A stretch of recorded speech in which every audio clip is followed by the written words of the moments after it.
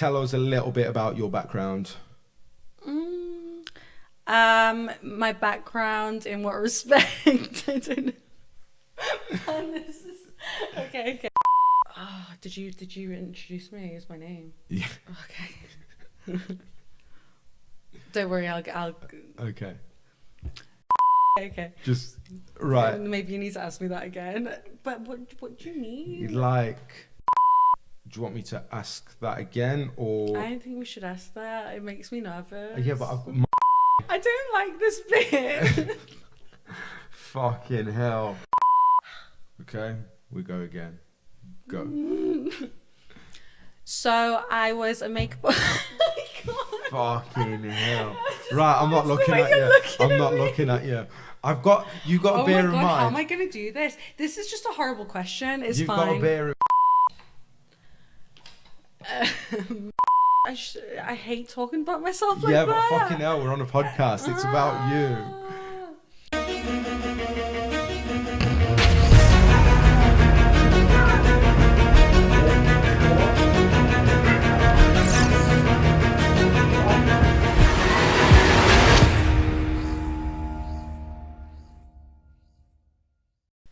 Okay, you ready? Yeah. Okay, we're rolling. Ladies and gents, what's happening? Welcome back to Alpha Male Barbers for another podcast episode. My name is Bandy Golau, and today in the chair with the barber, I've got my longtime friend, makeup artist, and social media enthusiast, Helena. Welcome. Thanks for coming. Hi, thank you. How are you? I'm good. How are you? I'm good. Nerves settled, yeah? Yes. Okay, right. So to help us direct the episode a little bit, you're a makeup artist trained as, don't do it anymore. Yeah. You're now doing some property with family. Mm-hmm. You're big on social media. I wouldn't say big, but I'm active on social media. Big to the average person. Okay. Big to the average person. When you pass the tens of thousands, then it's big, right? And then you're also looking to start YouTube to talk about things like your body transformation. Okay, yeah. So you lost 5 stone on your own. Yeah. Just by eating clean, no gym, no dietitian. At what point did you feel like enough was enough? What caused the weight gain? For me to weight gain or weight loss? So what caused the weight gain in the first place? Do you know what? I've always been chubby. I've always been chubby. I'm still chubby, and that's fine. That's just my body type. Right. But I feel like I wasn't in the right frame of mind, and you know, it wasn't something that I've always been. I was never big as a child. Okay. And then when I got to about 17, 18, it just escalated where I was just comfort eating. Right. There was certain things in my life that just wasn't going the way I wanted. Okay. I was deprived from socializing. Right. Which left me to just kind of binge eat. Okay. So then what was the turning point? The turning point for me was that I started social media. Right. I came away from a negative part of my life. Well, was coming away from a negative part of my life. And I just grew up a little bit and thought, I don't want to be this anymore. Okay. I want to be the best I can be and feel healthy as well as look healthy. Right. So to lose 5 stone on your own, no gym, no dietitian, is not easy. There's a lot of people that don't believe it's possible. Yes. How did you manage that? I think I'm the type of character that if I'm going to do something, I'll do it 100%. I'm not going to do it half-heartedly. And also, part of my characteristics is that I'm just such a stubborn person. Right. So when people are like, you need to do this and you need to do that, I was like, no, I'm not going to do it because you said it. I want to do it because I want to do it. Right. And I had realized that a lot of people had been doing these diets and then it wasn't sustainable enough for them to be putting on the weight. Right. So I was like, I need to make it my own. Okay. And I did actually start the gym 3 years into the weight loss. I had kind of lost all the weight and became quite the skinniest version I could be. And then I was like, okay, I need to gain some muscle. I need to gain some shape. Right. But obviously you did the hard work without the gym. The majority. Right. Yeah. Like I got slim without the gym. Okay. And then I shaped in the gym. Okay. So you said to me in the past how you show your body off more on social media because in your head you still remember what it's like to be overweight. Can you talk about that?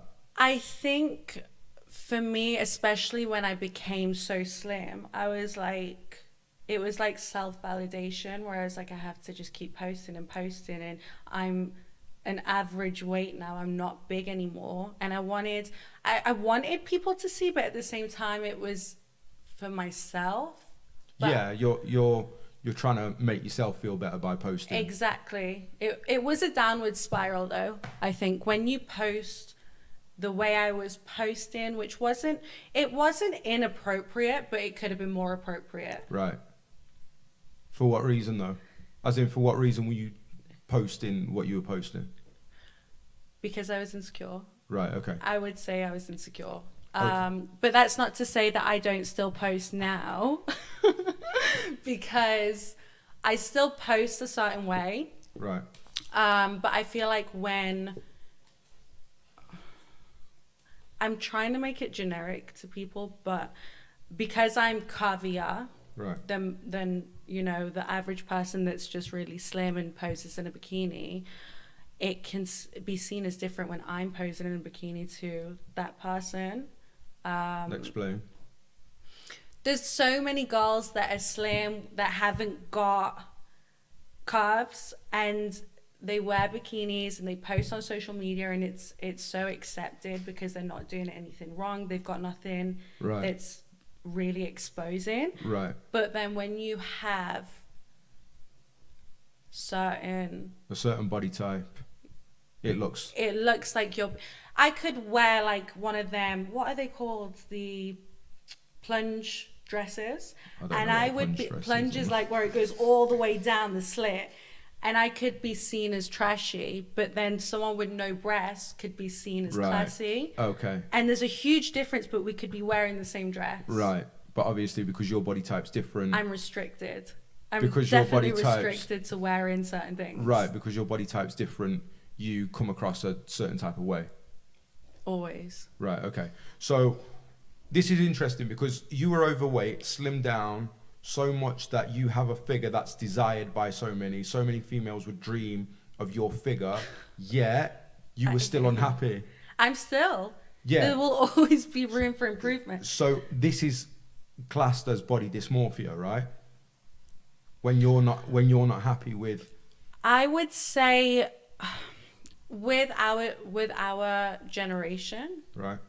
you could class a lot of people as having body dysmorphia. Right. I think I definitely have certain attributes that reflect on body dysmorphia. I don't know. I've never kind of been seen and been diagnosed as Right. Yeah. that. But at the same time, I definitely have traits that are there. Right. Yeah. So where do you think the problem lies? Social media. Only. No. So It's about it's not solely Instagram's fault, or is it? No, it's not. Okay, so I think that people are built differently, and a lot of people can take certain criticism. And I think that also this has stemmed from me being bigger, and then me now being what I am now.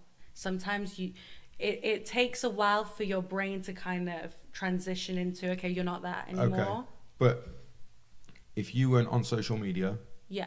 do you still believe that you'd have this body dysmorphia? Yeah. You do? Yeah. Just because of, listen, we'll all have a certain insecurity that we have on ourselves physically. Yeah. The majority will. Yeah. I can't speak for everyone, but Yeah. in my opinion, the majority will. Right. And even away from social media, growing up, I had comments about my lower half. I'm bigger on my lower half. Right. Or, we come from a Greek background. So going to Cyprus, sometimes there's comments that you're just like... Yeah, Greek families are very... they speak their mind. Exactly. They're very just like extrovert. They'll just tell you how it is. Yeah.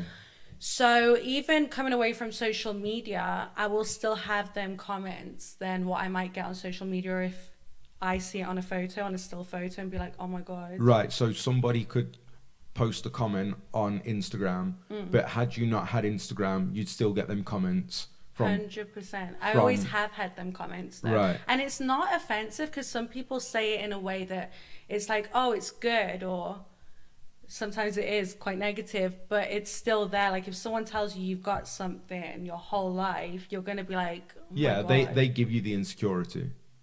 Yeah, but I think people are built differently. Some people can take it and be like, I love that about me. And some people can... I think sometimes, like for me personally, I don't really think about it too much. You could say something to me that might be a bit negative, and over the years I've built myself up to be able to brush that off quite easily. Whereas there's a lot of people that harbour it. Yeah, but I feel like as well, I don't want to bring social media into it too much, but everyone is influenced by social media. And back in the day when we were in school, right, curvy was not a thing. Right. It was not a thing. So to be curvy against so many slim people, yeah, you're going to get them comments. Only now it's fetishized. Fetishized? I don't know if that's a word. But, but, you know, so something that you could have always had on you that describes you in such a big way, that was seen so negative back in the day and now so positive. Yeah, but obviously you're still in your head, you're still bigger than you are. 100%. Because going back to it, what I was saying was, you've now got a figure that a lot of girls would like, yet you don't always appreciate. I don't even think it's that though, because a lot of people say that they want to be slim thick. Right. And a lot of people go and get fat transfer and they have that desired figure, and that's amazing. But when you're naturally slim thick, it's not how it's seen to be on the media. But nobody is ever completely satisfied. You're always going to find faults in you could feel like you've got the best body in the world, you'll find a problem somewhere else. Yeah, but I think the aim isn't to... No one feels 100% about themselves physically or mentally. I feel like the aim is to be comfortable. Yeah. There's always room for improvement. But that's a mindset. Yeah. That's a mindset, because you'll never be perfect. So the getting comfortable is a mindset. It's not, okay, if I get to this weight or if my arms look like this, then I'll be happy. Because then you'll just find something else. Because you can always improve. I think that's just so arguable, though. It depends on the person that you are. Some people are so satisfied just being what they are, eating. Yeah, but look at where you were to where you are now. Yeah. If you 5 stone ago looked at you now, you'd be like, wow, right? But now here you are, and you still have issues in your own head. Yeah, I think that I'm not gonna sit here and say that losing weight isn't a good thing, because it is. I'm more healthy. There's been more opportunities with me losing weight, but at the same time, I was more confident being a bigger girl. Yeah, and I know that sounds weird. Yeah, but was that because you weren't exposed to social media back then? Not even. I don't. You were a lot more sheltered back then. I was sheltered, but at the same time, I was like, "This is me, and that's how I am." Right. And there's certain things that, without sounding sexist, right? There's certain things, even when you're out in the street and you're walking, and guys will throw comments here and there, and it makes you feel some type of way. Right. You know, and you kind of reflect on, oh, can I wear that out? Like the other day I was in these joggers. Right. And a little top, and I was running somewhere in the city, and this guy said something, and I just thought, I'm literally in casual clothes. Right. And you've just kind of outed me in front of all your friends, and it's made me feel, okay, you know, in a negative way. That's always going to be there, though, isn't it?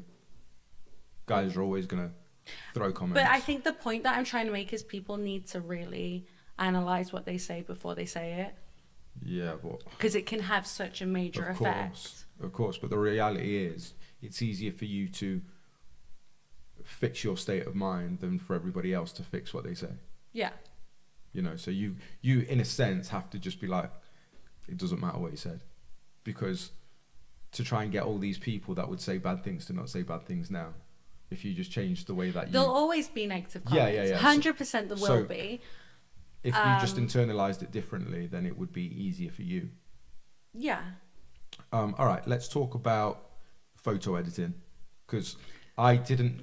Obviously, you taught me a lot about social media, because I was quite oblivious to this. I didn't realize.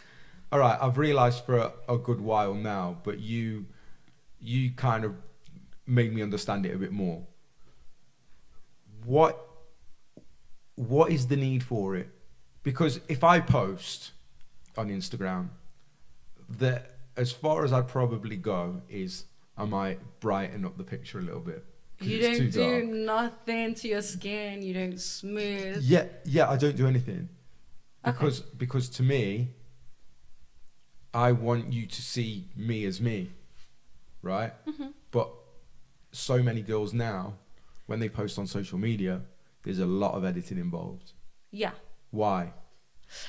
It depends on what you're there for. Okay. Whether it's I'm here to just post every now and again and my friends and family can, keep updated. Or are you doing it for fashion? Are you doing it for guys, girls, whatever you are? Are you doing it for your own insecurities where you want to make yourself look a certain way that you're not? But also, you got another 5 friends next to you who are doing the same thing and editing as well. So now and you're like, why does she look like that and I don't look like that? The first thing we do when we wake up is we scroll through our phone and we see perfection. Yeah. And then you automatically are like, why aren't I like that though? And did she edit that much? Or is she actually like that? Right. And it becomes a thing where it's like, well, if she can do it, why can't I? Right. If she can look perfect, why can't I? And Instagram in particular is an app where it's just everything's so perfect. Well, it's based on visuals. So yes. So then what happens is you'll look at a celebrity and you'll think, wow, she looks amazing. Yeah. The truth is she doesn't look amazing. Kylie Jenner does not look like Kylie Jenner. She does. On social media, I definitely think I think people are getting shots of her with no makeup. No, I'm getting shots of her with no plastic face. But that's different to editing. But that's her doing surgery. But what I'm saying is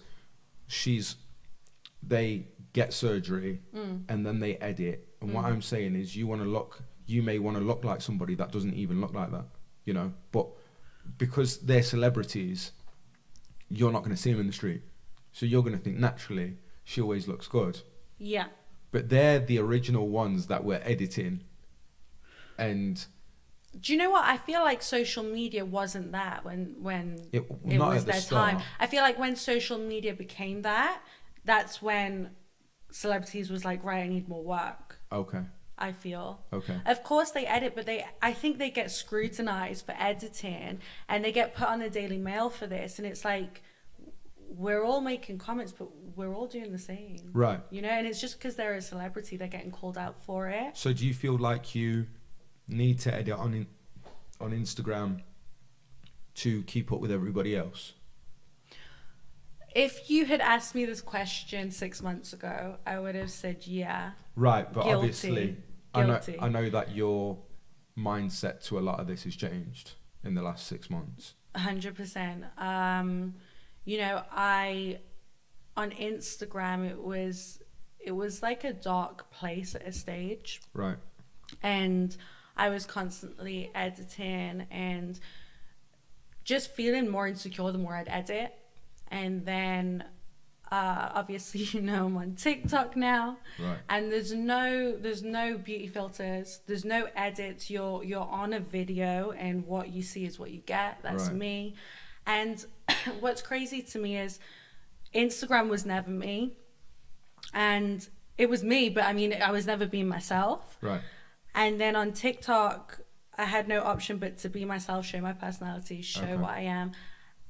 And the response from my TikTok in comparison to Instagram is a huge difference in a good way. Yeah. I guess on Instagram, people are expecting to see perfection, aren't they? Mm-hmm. So you've got that pressure of meeting them needs or meeting the expectations. Yeah. Better way of saying but then all that happens between 6 months ago and now is that your mind changed. Yeah. It was just a mind switch that changed. And I'm in such a better place about myself. Yeah, you're a lot happier now. Because of that, yeah. Right. So where does the appeal come for lip fillers and Botox? Is it from the Kardashians again? You can't specify the Kardashians. Obviously, Kylie Jenner did her lips and everyone's like, oh, she looks so good. I want to go do my lips. And I think the way that you've asked that question can be seen as quite negative.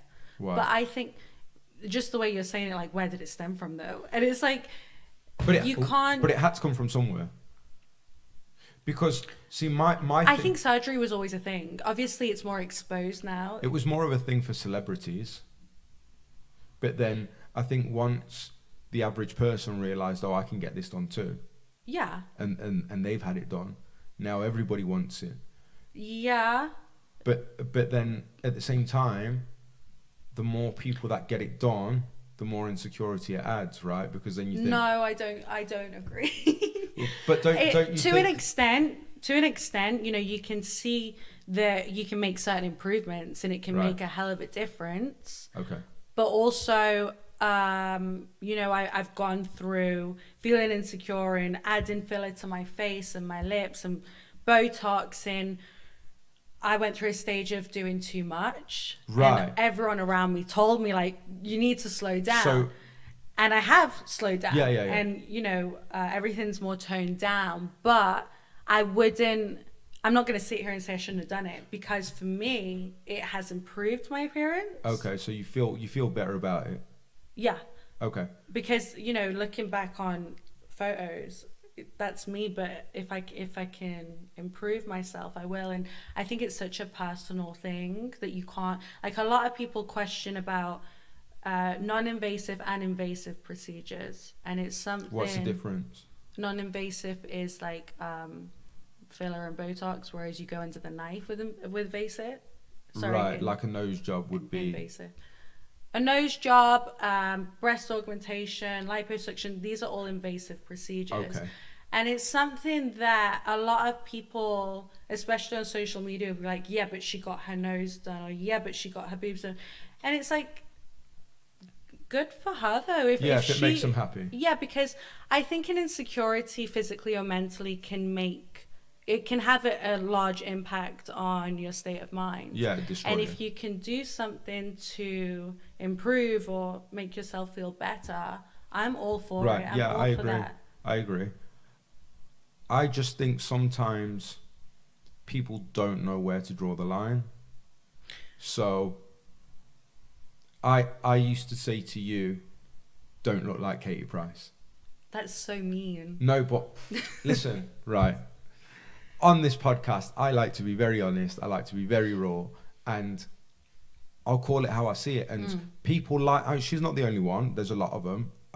The other name that springs to mind now was like Talisa from N-Dubs. She was another one. I don't know what they look like right now, but I know that there was a time when they looked like cartoon characters. They look like they're animated, like their face wasn't meant to look like that. Now, if you're going to get a bit of filler or a bit of Botox and it's just going to enhance you a little bit and it's going to make you feel better, I'm all for it. The reason why I'd say to you, don't do it, is because I don't know if you could draw the line. I know you've drawn the line, but before you've done it, I don't know if you will draw the line, or how long it will take for you to draw the line and what you would have become in the process, So, for example, I was cutting hair the other day. That's my chair there, right? And a girl came in with a guy. Okay. And he's getting his hair cut here, and she sat pretty much right behind me, so I could see her through my mirror. Okay. Right. She looked terrifying. terrifying, right? And I was like, and I kept getting glances of her, and I was like, what the fuck? Does she not see it? But that was a choice.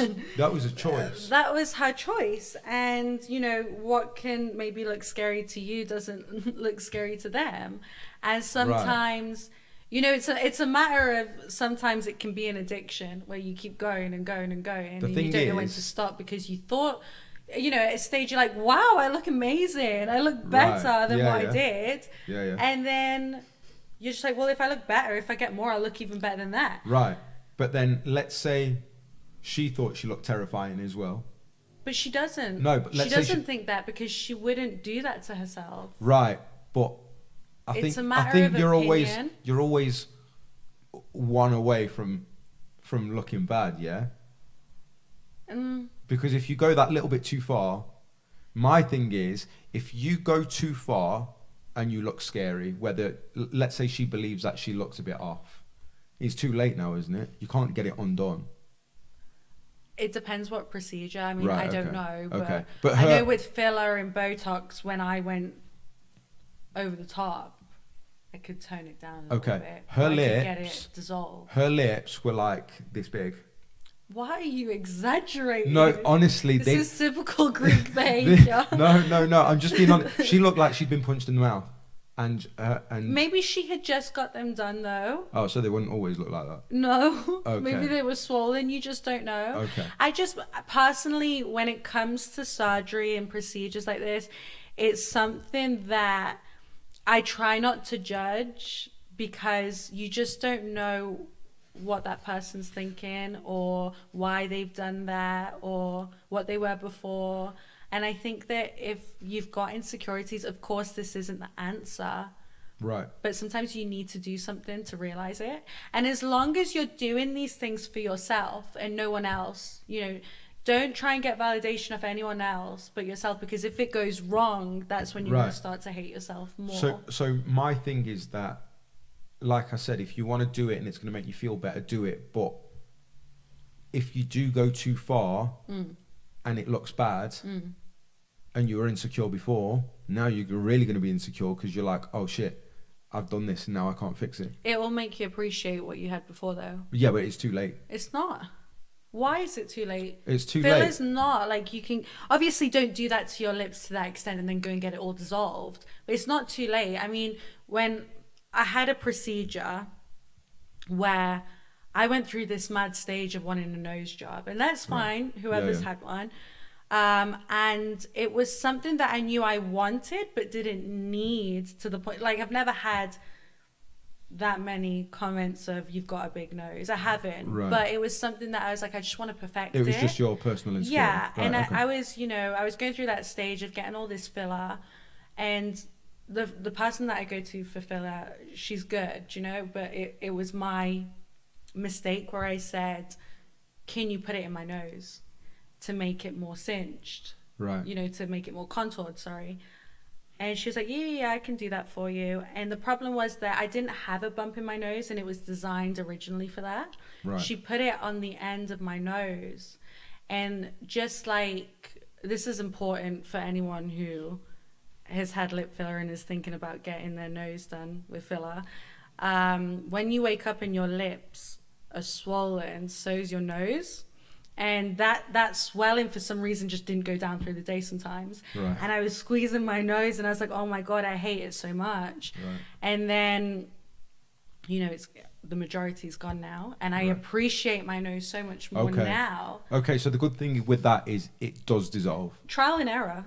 It does dissolve. Trial and error. But yeah, so I know that certain things, maybe it's the stuff that you said, if you do go under the knife, it's not so easy to fix. And then maybe that's where the problem is. Because what I think is scary is probably enough people don't tell girls to maybe avoid this kind of stuff. The reason I say it, again, I don't say it to sound judgmental. I just say it as, if you could learn to appreciate yourself more, you probably realize later on that you didn't need it. That's a matter of opinion again. Yeah, okay. It is, because you could say that I didn't need a certain procedure, but in my head, every day looking in the mirror, I'd be like, no, I need it. Right. Okay. You know, I think I don't know. I think when someone's gone over the top or something doesn't look right, the only person that should be accountable is the surgeon that's done a bad job. Okay. I don't think it should be them. I don't know. It's a very sensitive subject, and I think our generation, especially, a lot of girls are doing these things, and you know, you might be insecure about a certain thing on your face and do it, but I don't know. I think people are being too harsh on people that get procedures done. So I just feel like if you are going to get it done, probably less is more. You know, don't get too carried away. Yeah. Everything in moderation. That's with everything in life. Everything in moderation. That might be the name of this episode. Because the amount of times you say that to me on a voice note. It's true. Every single voice note. That's everything in moderation. Right. Okay. So I know you've realised that no matter how much you improve, people will still judge you. Mm-hmm. You've had that in the past. Can you tell us about that? So I had lost the majority of, I had lost the weight and I had started going to the gym and I felt one of my best. And I was going on a trip with some girls. Okay. And an incident happened where, I don't want to say too much, an incident happened where there was photos taken of me in a very unappealing way and zoomed in and then sent. By? Not in a sexual way, in a way like... By one of the girls? This wasn't a stranger that took these photos? Yeah, it wasn't. You know, it wasn't a sexual way. I was in my bikini, but there was certain, you know, when you bend down, when you sit down, you naturally just have a little roll there. Yeah. And I had found out, I had physically seen it myself, and I, you know, no matter what that person had said to me, it wouldn't have mattered because actions speak louder than words. Right. And I would say since losing weight, that was my darkest time. And I'm not going to hold that person accountable for what happened, because I think that did it need to happen? I don't know. It didn't need to happen. Although it proved to me that no matter what you look like, no matter how much weight you lose, how much filler you have, how much surgery you have, there's always going to be someone that says something to you. Right. And when I had lost the weight, I thought no one's going to say anything bad about me. Like, I'm fine now. There's nothing to say. There's nothing to say. No, that sounds vain. There's always something to say, but there was never fat jokes anymore. You know, there was never like insinuations. Okay. And then when that had happened, I had felt the most insecure about myself than what I did when I was big. And that lasted a long time as well, didn't it? That lasted a whole year. Yeah.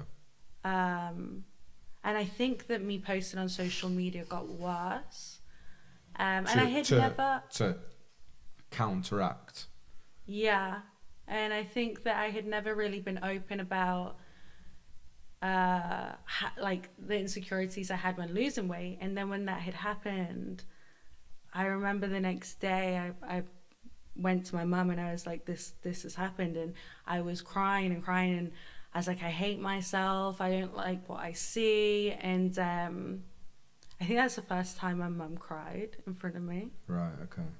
It was a really emotional time. And then,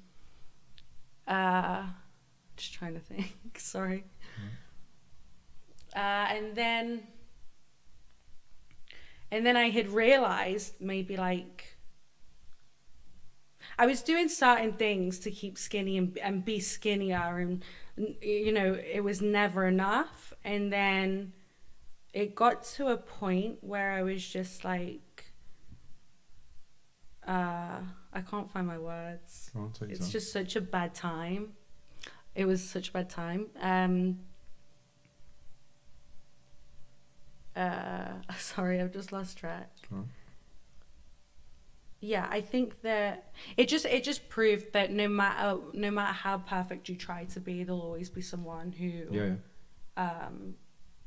says something, and you need to be secure enough to kind of brush that off and be like, well, do you know what, you don't know my background, you don't know what I've come from, where I've been, and why I am the way I am now. And to you I might look a certain way that's unappealing, but to me it's the best I can be. Yeah.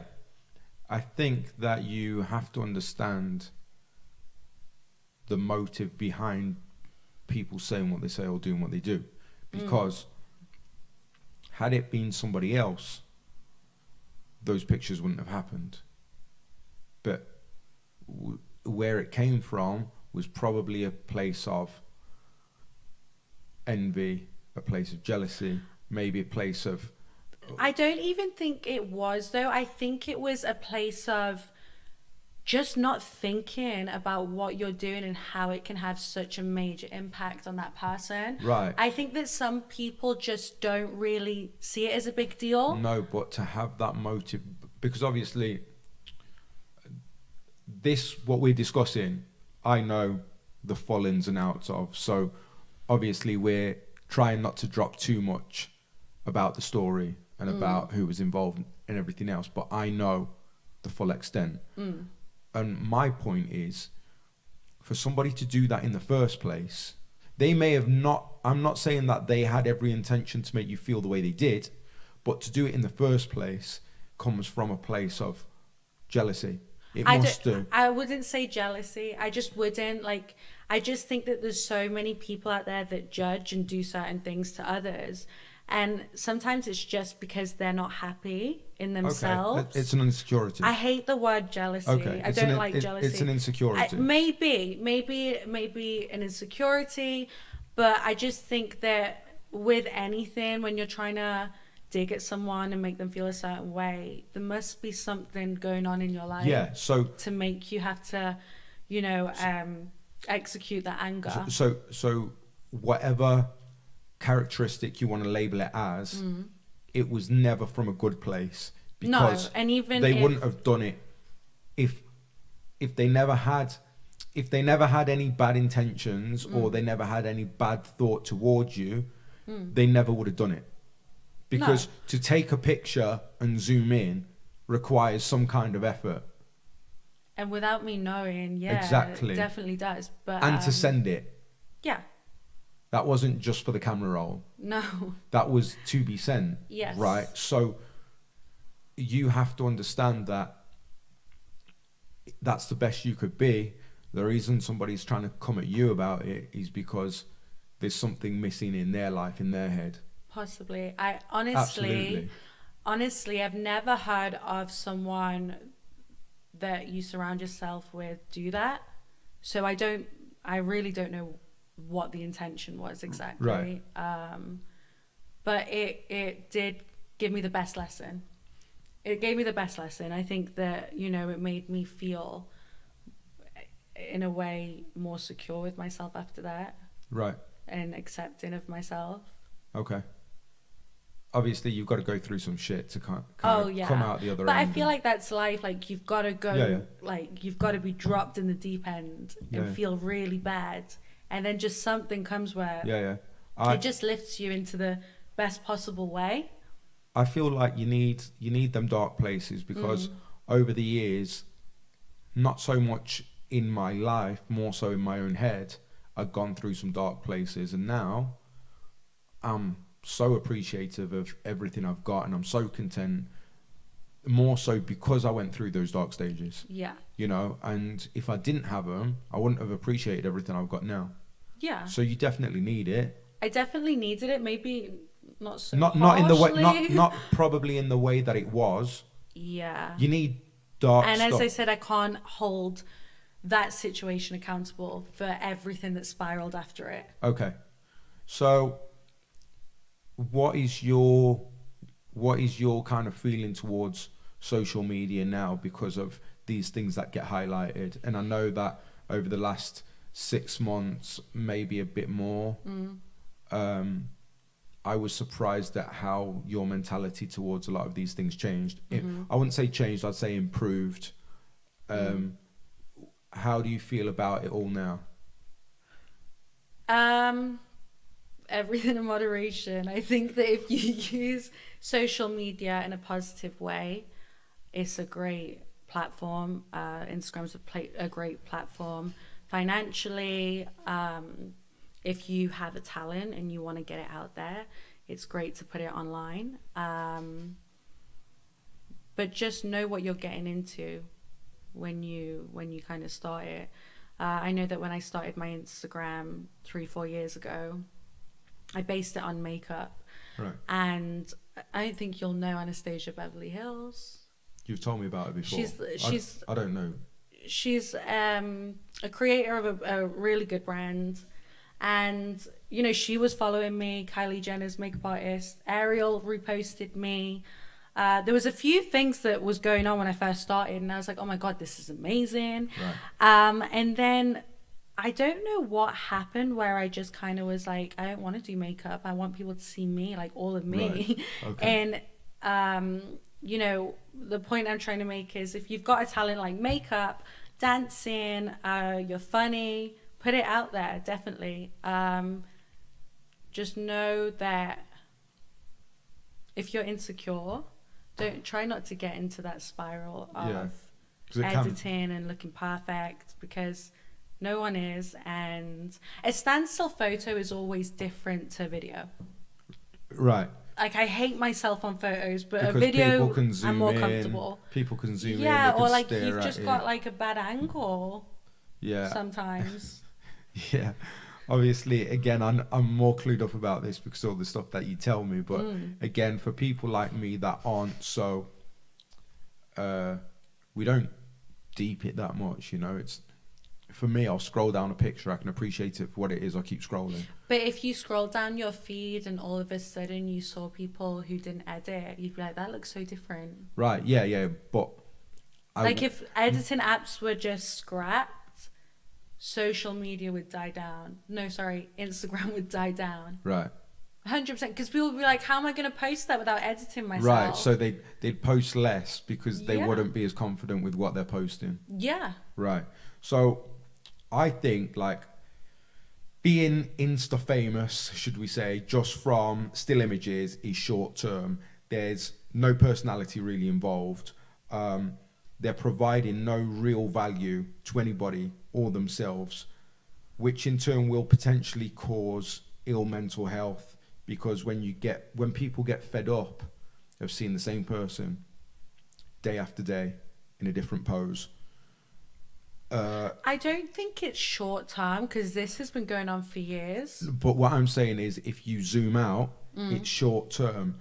And the reason I say this is because you're only going to look a certain way for a certain amount of years. So people will move on. People get desensitized. For example, right, there's an Instagram girl I follow, and we follow her because she's attractive, right?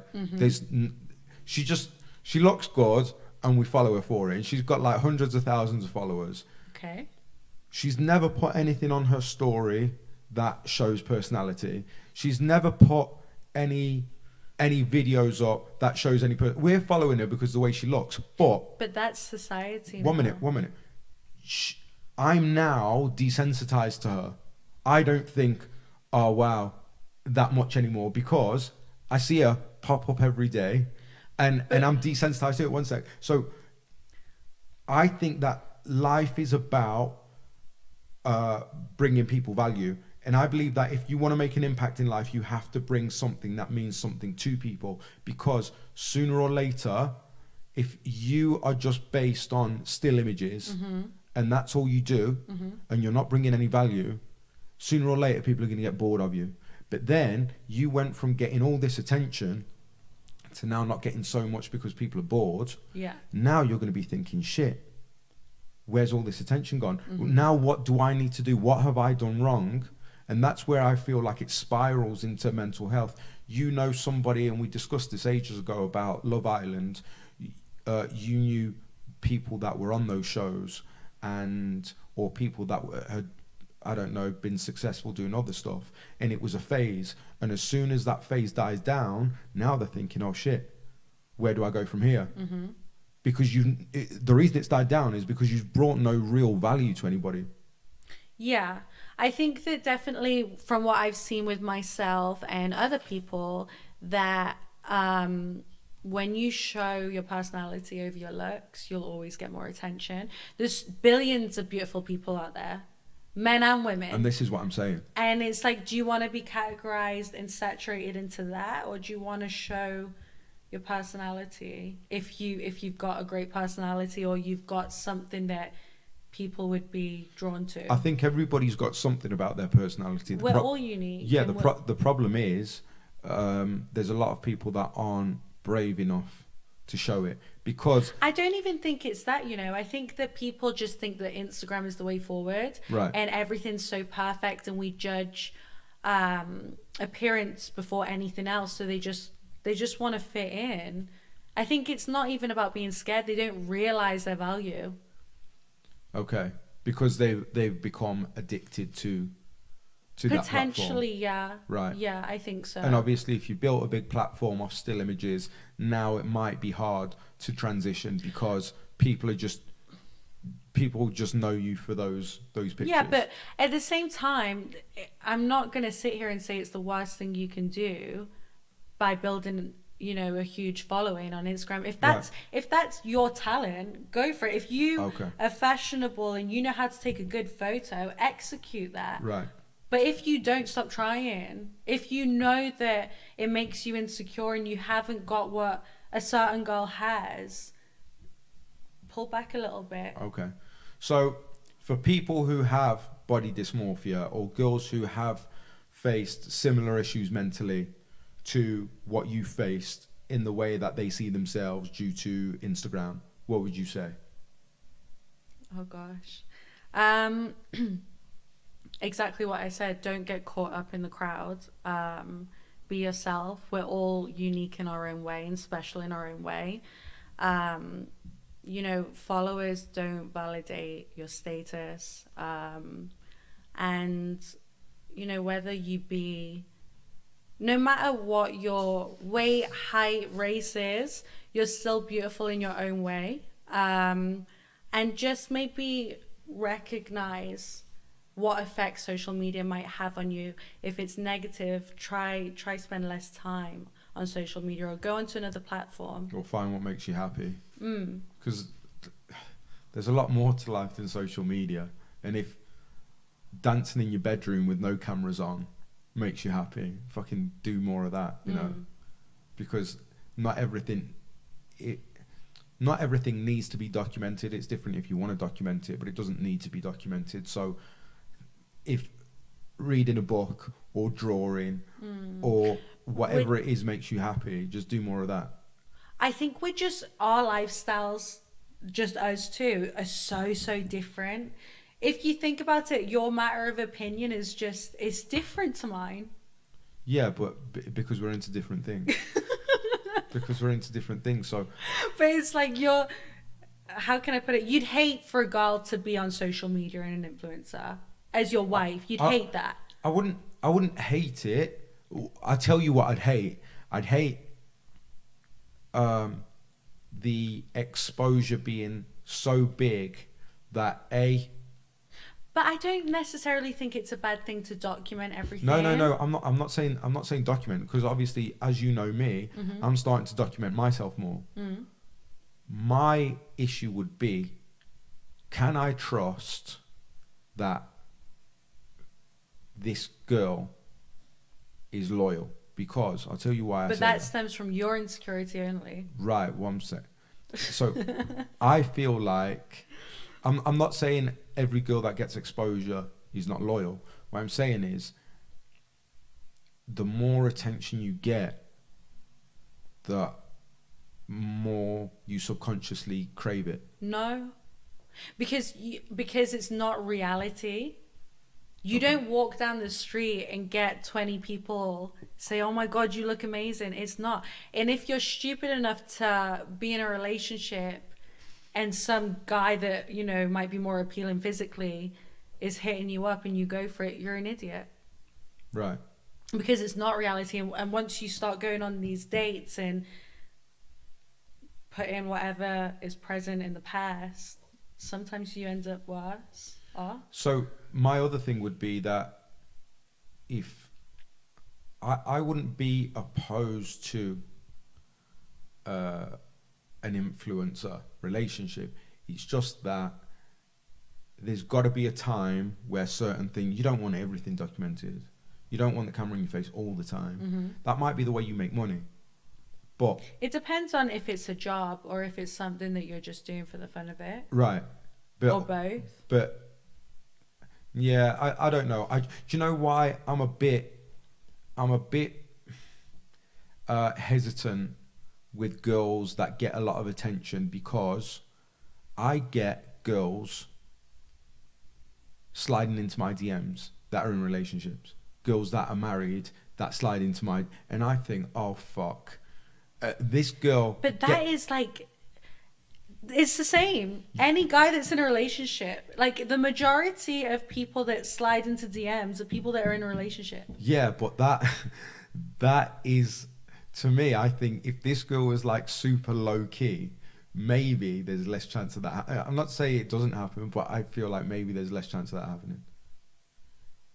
That still stems from your own insecurity, though. It might be. Like if you find someone who's truly your soulmate and you're both in love. Oh yeah, it doesn't, like all of that doesn't matter. Attention doesn't matter unless you can see it really gets to that person. Yeah. But I think though with social media, the reason why it can be toxic is because every time you get a notification, every time you get a DM, every time you get a message, a text, WhatsApp, whatever, it's a hit of dopamine. Now dopamine is addictive. Cocaine boosts up, it triggers your dopamine levels, right? So the more notifications you get, the more you crave those dopamine hits, because if you put a post out and it doesn't get that much attention, yeah, and I'm not saying you in particular, all of us do it, you'll repost it because it didn't do as well as you wanted it to, and that probably comes down but to, that's not to say that the attention you're receiving is from the opposite sex. no, I'm not saying that, but what I'm saying is sometimes it can become an addiction that you cannot control. Yeah. And I think that because there's more to life than social media, we have to be careful of how invested we get into it. Yeah, but it's not going to happen though. Like our generation, it's not, and I feel sorry for the younger generation coming into it. In what It's way? not going to happen because we grew up differently. We didn't revolve around social media. Yeah. And even, this is something that I always say, even the younger generation now looking at our generation, or the ones older who have had these procedures and have an amazing Instagram, will be like, but how does she look like that though? And I think it's important. I know that a lot of people don't feel the need or don't want to expose what they've had done, which is fine. It's a matter of, you know, I feel like if the younger generation is to ask, the truth should always kind of be said as to why you look like that. Yeah. Because a lot of them are just like why wasn't I born like that?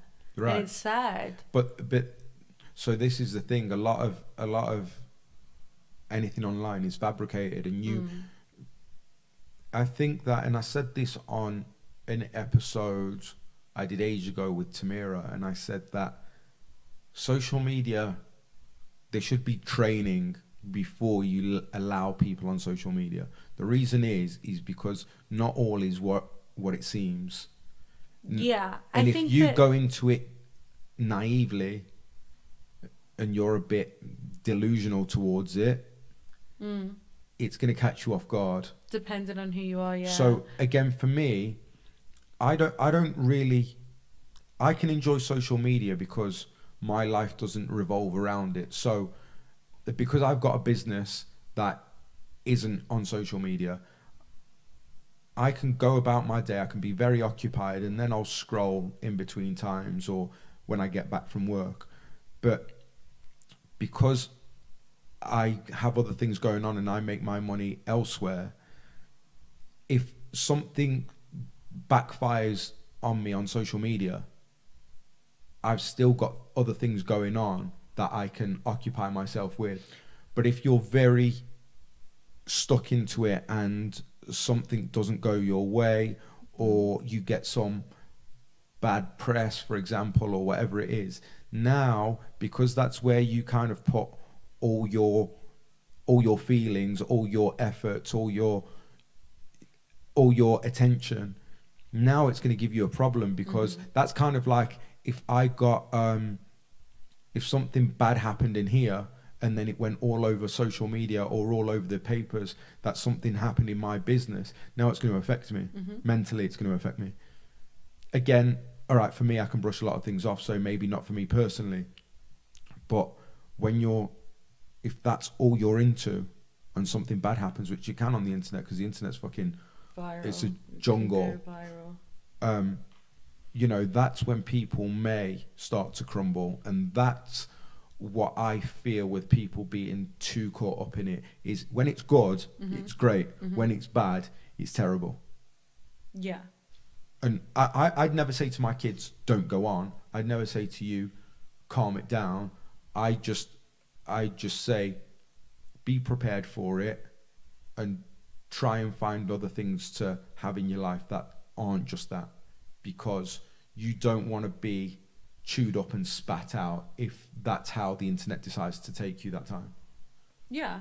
I think as well it's hard to keep the younger generation off. And you know, mums that don't want to give their kids phones, but then all their friends have their phones. Yeah. You're kind of just like, well, they're getting left out, and you know, they want some common ground with their friends. It's hard. I think it's hard.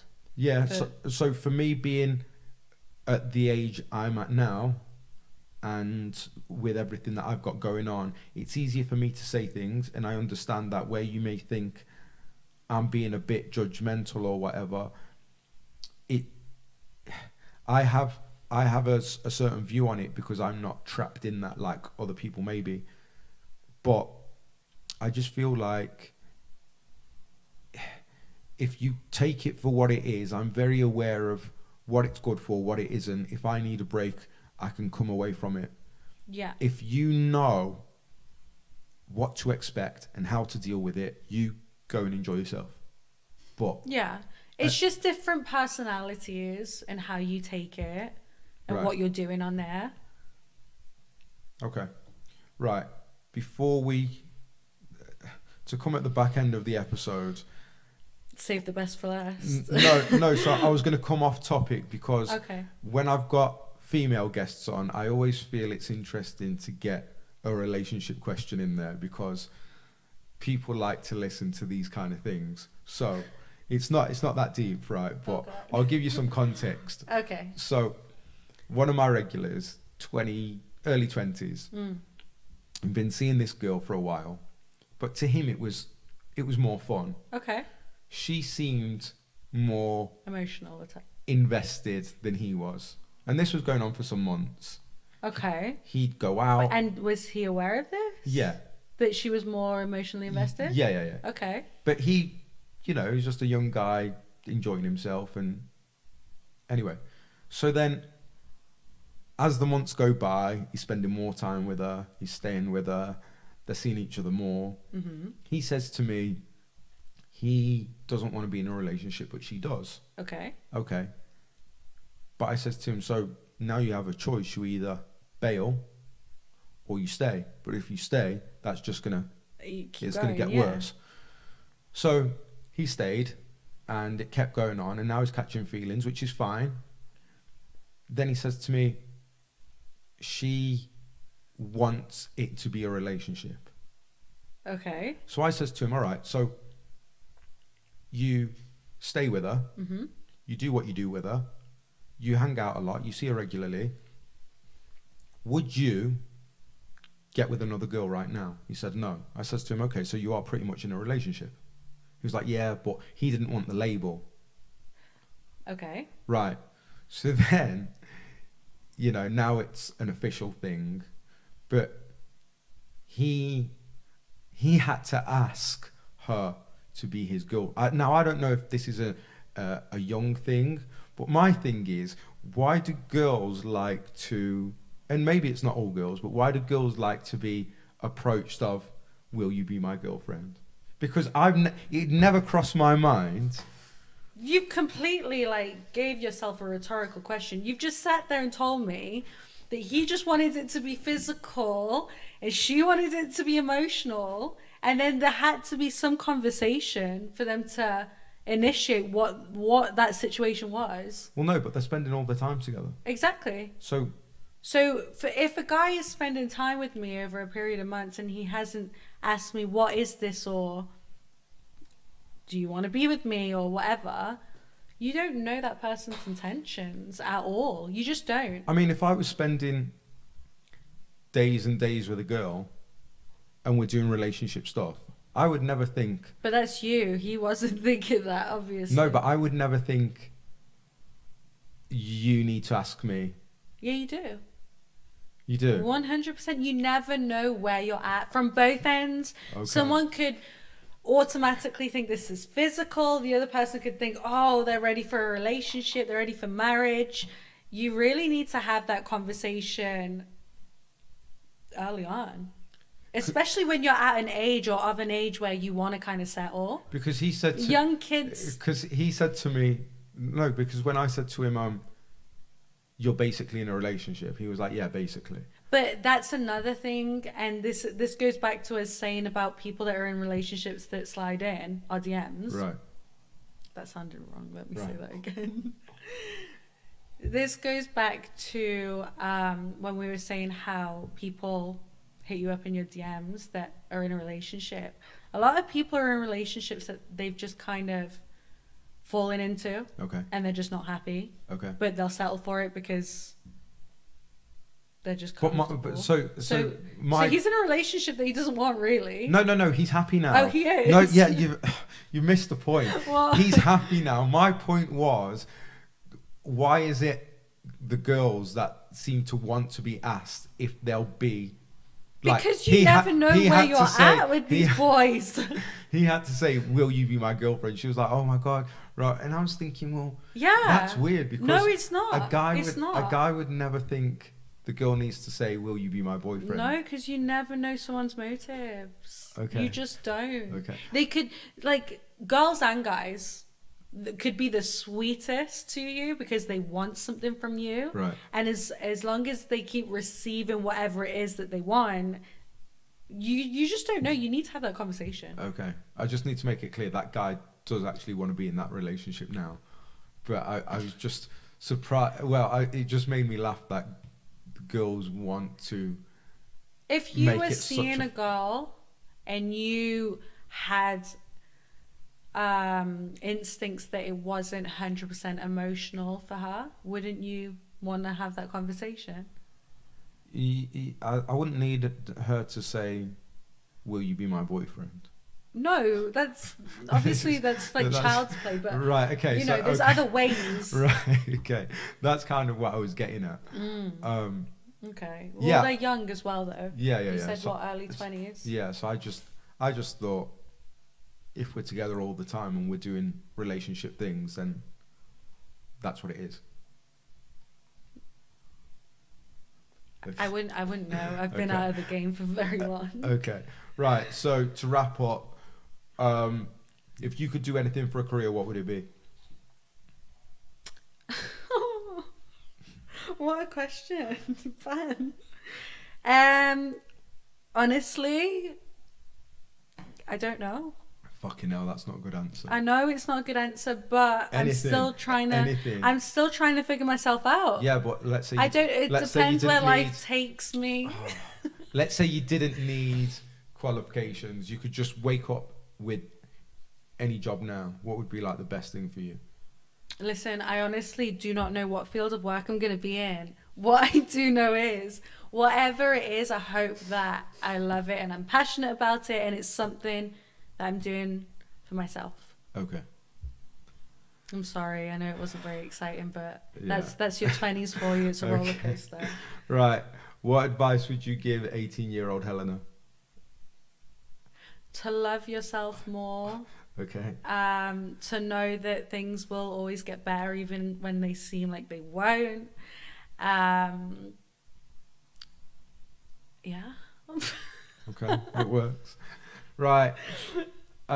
Thanks for joining me. I think Thank you so much. It was lovely to see you.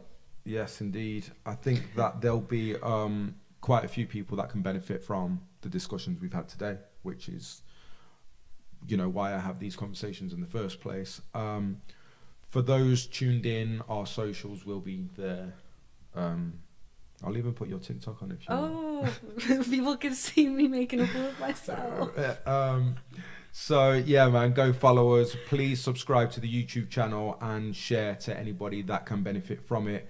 I'm here to make an impact and impact as many people as possible. So the more people that see it, the more we can do that. Stay tuned for Helena's YouTube. It will be out at some point, won't it? So soon. So soon. So soon now. Lol. Right. I'm also on Spotify and iTunes for anybody that prefers to listen. Thanks for tuning in. My name is Bandi Golau. Helena in the chair with the barber. Stay tuned and you'll see me soon. Yeah.